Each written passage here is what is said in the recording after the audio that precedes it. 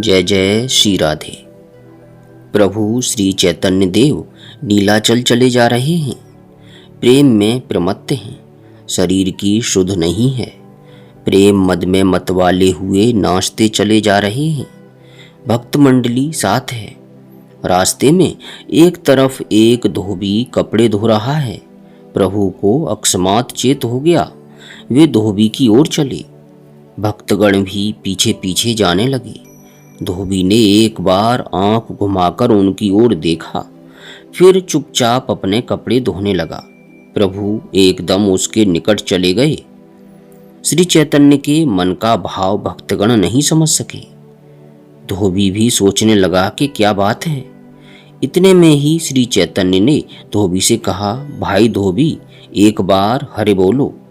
धोबी ने सोचा साधु भीख मांगने आए हैं।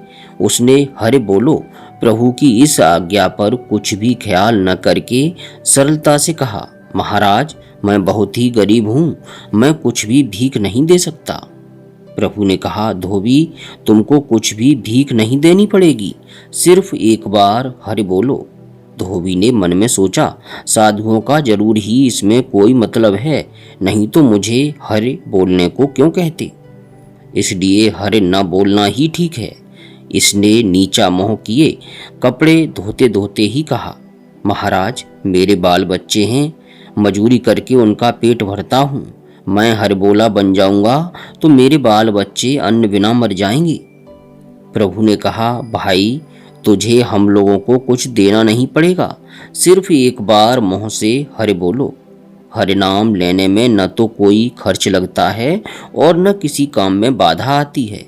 फिर हर क्यों नहीं बोलते, एक बार हरे बोलो भाई। धोबी ने सोचा, अच्छी आफत आई। यह साधु क्या चाहते हैं, न मालूम क्या हो जाए। मेरे लिए हरे नाम न लेना ही अच्छा है। यह निश्चय करके उसने कहा, महाराज, तुम लोगों को कुछ कामकाज तो है नहीं, इससे कुछ भी कर सकते हो, सभी कुछ कर सकते हो। हम गरीब आदमी मेहनत करके पेट भरते हैं। बताइए, मैं कपड़े धोऊं या हरे नाम लूं। प्रभु ने कहा, धोबी, यदि तुम दोनों काम एक साथ न कर सको तो ये कपड़े मुझे दो, मैं इन्हें धोता हूं, तुम हरे बोलो। इस बात को सुनकर भक्तों को और धोबी को बड़ा आश्चर्य हुआ। अब धोबी ने देखा, इस साधु से तो पिंड छूटना बड़ा ही कठिन है। क्या किया जाए, जो भाग्य में होगा। यह सोचकर प्रभु की ओर देखकर धोबी कहने लगा, साधु महाराज, तुम्हें कपड़े तो नहीं धोने पड़ेंगे, जल्दी बतलाओ मुझे क्या बोलना पड़ेगा, मैं वही बोलता हूँ। अब तक धोबी ने मुख को ऊपर की ओर नहीं किया था। अब की बार उसने कपड़े धोने छोड़कर प्रभु की ओर देखते हुए ये शब्द कहे। धोबी ने देखा कि साधु करुणा भरी दृष्टि से उसकी ओर देख रहे हैं और उनकी आंखों से आंसुओं की धारा बह रही है।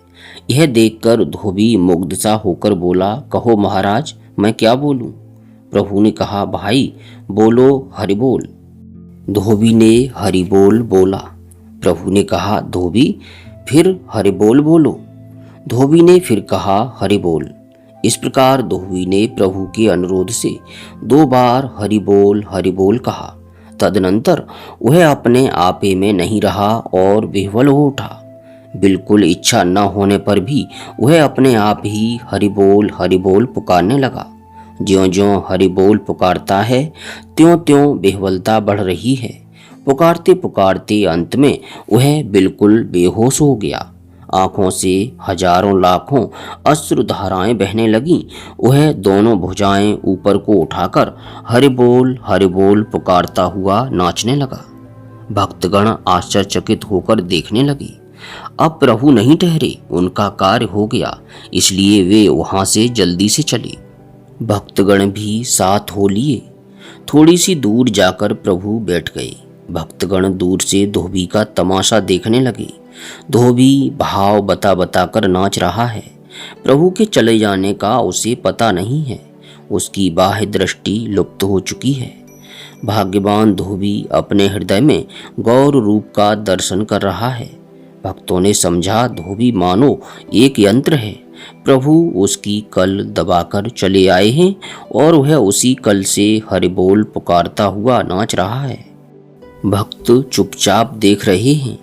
थोड़ी देर बाद धोबिन घर से रोटी लाई। कुछ देर तक तो उसने दूर से खड़े खड़े पति का रंग देखा, पर फिर कुछ भी न समझकर हंसी उड़ाने के भाव से उसने कहा, यह क्या हो रहा है? यह नाचना कब से सीख लिया?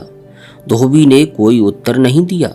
वह उसी तरह दोनों हाथों को उठाए हुए घूम घूम कर भाव दिखाता हुआ हरि बोल पुकारने और नाचने लगा।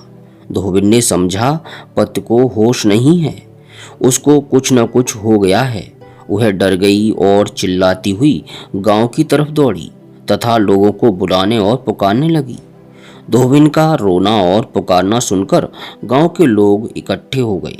धोबिन ने डरते डरते उनसे कहा कि मेरे मालिक को भूत लग गया है। दिन में भूत का डर नहीं लगा करता, इसलिए गांव के लोग धोबिन को साथ लेकर धोबी के पास आए।